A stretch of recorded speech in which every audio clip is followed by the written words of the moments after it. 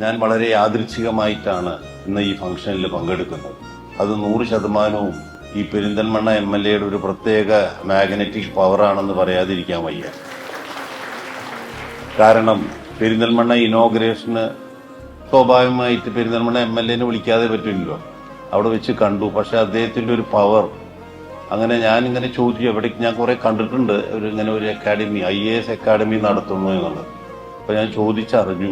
അപ്പൊ പറഞ്ഞു ജൂലൈയിൽ ഇങ്ങനെ ഒരു ഫംഗ്ഷൻ വരുന്നുണ്ട്, വരണം എന്ന് പറഞ്ഞു. ആ സമയത്ത് ഞാൻ വാക്ക് കൊടുത്തു പോയി വരാമെന്നുള്ളത്.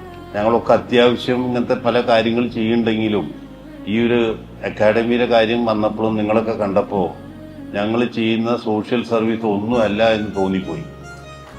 പൊതുവെ ഇന്നത്തെ രാഷ്ട്രീയത്തില് ഇതുകൊണ്ട് നമുക്ക് എന്ത് ഗുണം കിട്ടും, എത്ര പേര് വോട്ട് കിട്ടും എന്ന് മാത്രം നോക്കി പ്രവർത്തിക്കുന്ന രാഷ്ട്രീയ നേതാക്കന്മാരാണ് എല്ലാവരും. ഇദ്ദേഹത്തിനെ സംബന്ധിച്ചിടത്തോളം ഇതിൽ ഇല്ലോരൊന്നും പെരിന്തൽമണ്ണക്കാരാവണമെന്നില്ല, ഇവർക്ക് വോട്ട് കിട്ടാനും പോകുന്നില്ല. പക്ഷേ കുറേ പേരെ വലിയൊരു സ്വപ്ന സാക്ഷാത്കാരമാണെന്ന് ഇവിടെ കാണുന്നത്.